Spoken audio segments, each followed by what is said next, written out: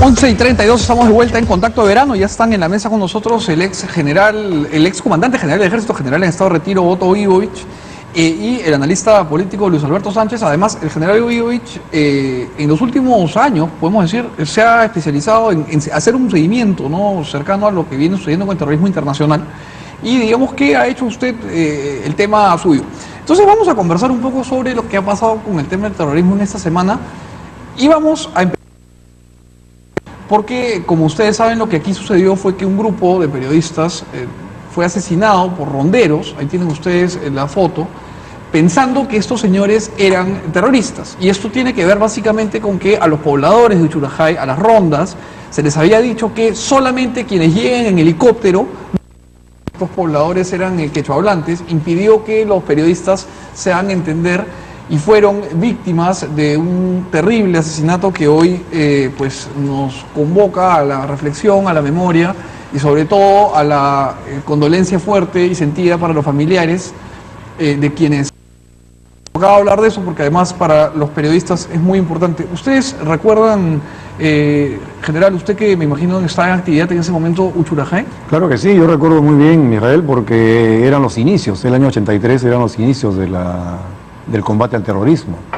Y tenía la Fuerza Armada en realidad muy poco tiempo en Ayacucho. ¿Usted estaba destacado en Ayacucho? No, no estaba en Ayacucho aún. He participado muchas veces en Ayacucho, como también en el Guayaga. O sea, prácticamente mi generación de la Fuerza Armada y la Policía Nacional hemos estado casi todo el tiempo contra el terrorismo. Pero hacía muy poco tiempo que había intervenido la Fuerza Armada.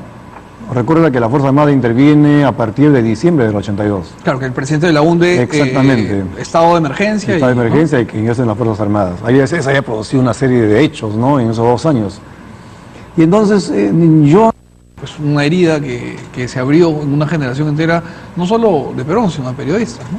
Bueno, sí, son hechos lamentables que no deben volverse a repetir dentro de la historia. Y bueno, pues en parte son producto de, digamos, la falta de inteligencia en el campo.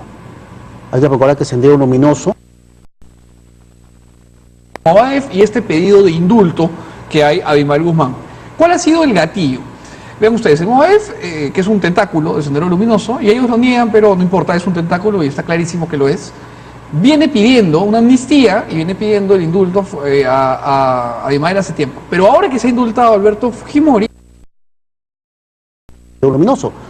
Además de eso estaba el general Barrientos, estaba Carlos Turrín de una organización CAPAC, que además CAPAC fue, a través de Turrín, el que hizo lectura de la carta de Elena Iparraguirre, la carta original, en la cual pues describen todo lo que es el pensamiento de Gonzalo, y que además... Sandowski y Dordi, que ella misma mandó matar, ¿no?, y que son beatos por eso. General, ¿usted cómo ve estos pedidos que ha empezado a encajar en Movadef de que se libere a Guzmán a través de un indulto? Primero, Mijael, hay que entender que Sendero Luminoso continúa en la búsqueda del poder. Eso debe quedar muy claro para toda la ciudadanía y para toda la parte política particularmente. Ellos continúan en su intención de tomar el poder. Y para eso no han dudado en diversificar sus estrategias. Una de ellas la parte política. Crean el Movadef, intentan inscribirse en el Jurado Nacional de Elecciones, no lo lograron. Al no lograrlo, ahora se han unido o son parte del FUDEP, junto con Tierra Verde, junto con el Enocacerismo, y buscan lo mismo. Sus fechas de aniversario como el Día de la Heroicidad. Entonces hay un conjunto de líneas directrices que nos tienen que preocupar. Que trabajan como una pinza. Trabajan como una pinza, efectivamente. ¿Y cuál es el objetivo principal de ellos? La juventud, los jóvenes, en las universidades, en los sindicatos. Entonces ellos vienen trabajando...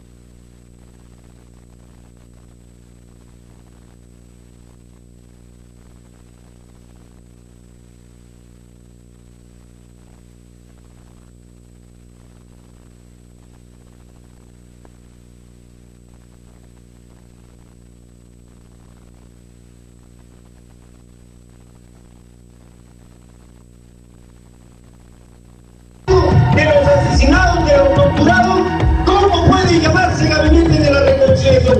No es una verdadera reconciliación la que ellos propugnan, sino una falsa reconciliación para resolver sus problemas. Nosotros decimos, ellos han dicho,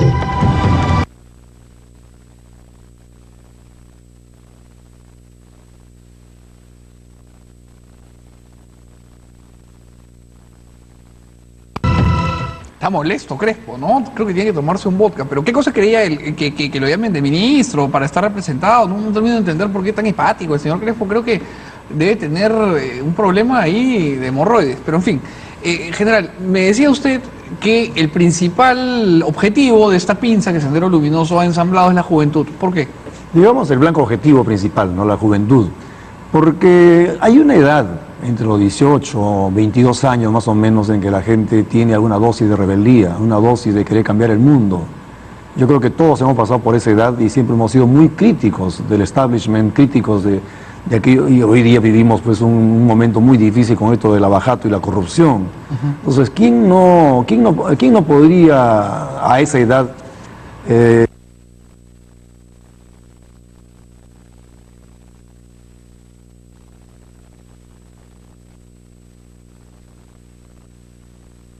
acabamos de escuchar, pues pueden convencer, y de hecho lo están convenciendo, si no, no podríamos hablar de 500.000 de firmas que tienen ellos para intentar inscribirse como partido político. Esa es la parte preocupante, ¿no? Ahora, Luis Alberto, ¿qué tanto está calando este discurso, no en la parte política de inscripción, sino en la acogida que tiene?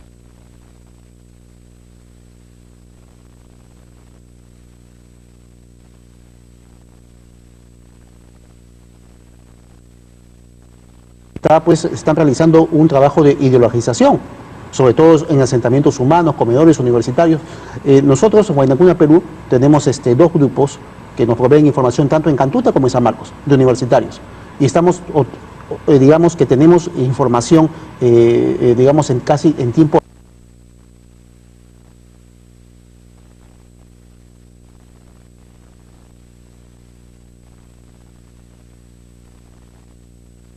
donde además inició Pedro Ruiz Gallo, la Universidad de Santa, pero hay que destacar esto, todo esto que está haciendo Crespo y Fajardo es parte del Plan Amanecer. De acuerdo. El parte del Plan Amanecer, obviamente, tiene como único objetivo y única finalidad el reinicio de una lucha armada en un tiempo indeterminado.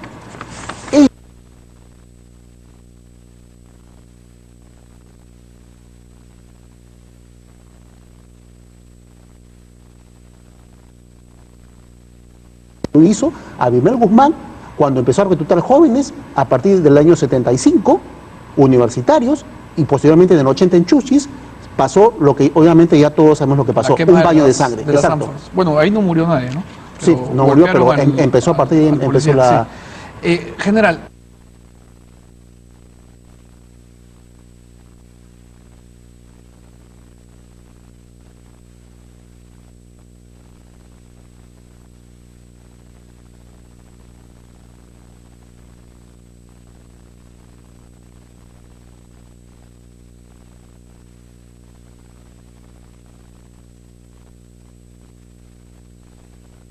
¿no? Y Clausewitz empieza su tratado de la guerra diciendo que la guerra es una prolongación de la política. Y Mao Zedong, que es el pensamiento guía de Abimel Guzmán en cuanto a la parte militar, junto con Nguyen Bun Yap, que fue el general vietnamita, aplica la lógica de Clausewitz entendida como una prolongación de la política. Y si uno combina esta idea de prolongar la política de la guerra con la idea leninista de la necesaria conferencia entre condiciones objetivas y subjetivas para hacer la guerra y retroceder, lo que ustedes han descrito encaja perfectamente. El camino hablaba de que las soluciones podrían venir en algún momento, pero ellos no se fijan en el tiempo, sino en las circunstancias. Y en ese sentido ellos pueden buscar la toma del poder por la vía política, para eso está el Movadef, para eso está el FUDEP, o eventualmente, coincido con Luis Alberto, ellos pueden eventualmente volver a tomar las armas, si las circunstancias, si las condiciones subjetivas sobre todo se dan, porque las objetivas existen, ¿no es cierto? Claro. De acuerdo con su lógica. Con su lógica. Entonces, eso nos cuesta entender. Lo que pasa es que aquí damos por sentado que ya la victoria se consolidó y que esto es como una guerra convencional y que y eso no es así. Estos problemas de lucha contra el terrorismo tienden a terminar mediante un proceso de adelgazamiento, pero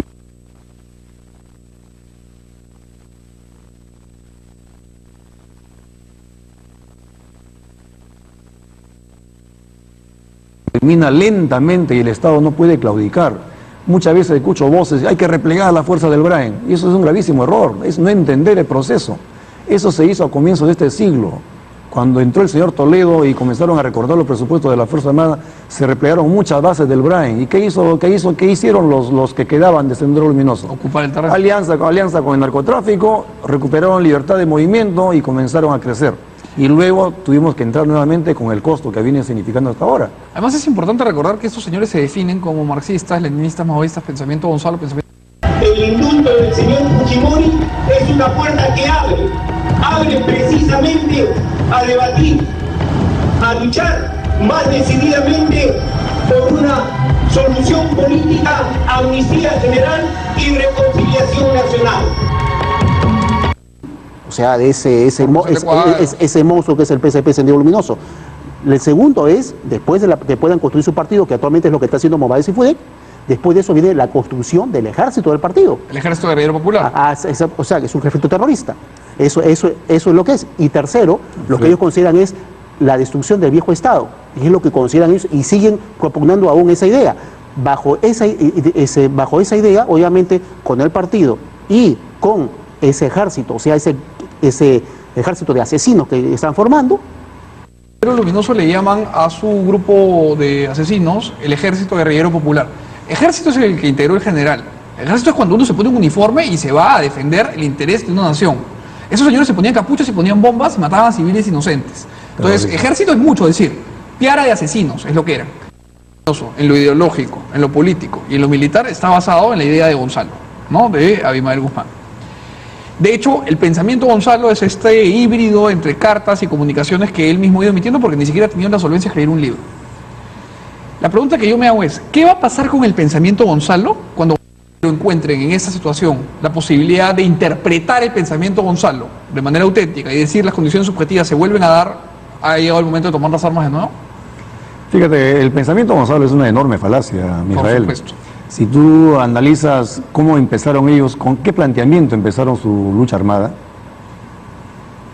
fue definiendo al Perú como un país semifeudal, semicolonial. Que es marxismo exactamente básico. La misma definición que hizo Mao de su realidad en la década del 40, en la década del 30. De la revolución. Exactamente. Y en ese momento Perú no era semifeudal, ni menos semicolonial, ¿no? O sea, era un total error. Y entonces por eso que ellos luego fallan en su diagnóstico, porque la población comienza a rechazarlos. Ellos pensaban que la población los iba a aceptar fácilmente. Entonces, en el Perú, desde el año 80, hubo un conflicto armado interno, una guerra política, una guerra de masas. Y no terrorismo, como dice la policía o la Fuerza Armada del Estado, que ha difundido que no ha habido guerra del pueblo contra... tipo de discursos. Entonces, Alberto, ¿quién es este tipo? Es Hugo Noroña, él es parte del staff del gabinete de abogados del terror que tiene Sendero Luminoso, de Rato Yuris. Ellos se dedican a defender pues a Sendero Luminoso. Actualmente están llevando la defensa por el tema del caso Tarata a favor del miserable de Abimael Guzmán. Bastante, porque incluso hay colectivos de jóvenes que obviamente han sido embaguacados por este grupo, esta gente pues que está a favor de Sendero, de Movadef, y obviamente pues les están vendiendo otra historia de lo que pasó en la década de los 80s. Nosotros sabemos que fue terrorismo, nosotros sabemos que Abimael Guzmán es un asesino, es un criminal, es un genocida, pero esta gente le vende otra idea. Por ejemplo, le dice que en esa década no hubo terrorismo, sino supuestamente, según su pensamiento de ellos, pues fue, digamos, un hecho, digamos, fortuito, o simplemente porque ellos justifican lo que está haciendo. Entonces, este evento ha sido para justificar todos los actos que hizo Sendero Luminoso. Ahora, yo me permito ahí complementar una cosa. Yo creo que es un genocidio, un asesino y un criminal, como usted ha dicho, pero también creo que es un megalómano y además creo que es una persona poco inteligente, porque sus ideas, si uno las revisa, no tienen ningún asidero en la realidad. Ahora, general, para terminar, que hemos volado en tiempo, ¿qué hacemos? Es un buen tema. Hay muchísimo por hacer, Mijael. Yo digo, a los partidos políticos se le ponen 500 requisitos para que tengan comités por todo sitio y no pueden sostenerse porque no tienen presupuesto. ¿Por qué no le damos a los partidos responsabilidades para la lucha política? ¿Por qué en vez de pedirle requisitos que no lo pueden cumplir a nivel nacional, expedientes y 600 millones de soles ya gastados y con muy poca difusión, que no lo conocemos y eso aparentemente no lo hemos medido y cuáles son los resultados? Hay que seguir trabajando bastante, pero sobre todo hay que apelar a la parte política. Los políticos no pueden confiarse, ellos son los que lideran el país y ellos tienen que... Defensa ya de última ratio. En fin, este tema da para mucho más. Les agradezco muchísimo a los dos por haber venido. Ha sido tremendamente ilustrativo que estén aquí.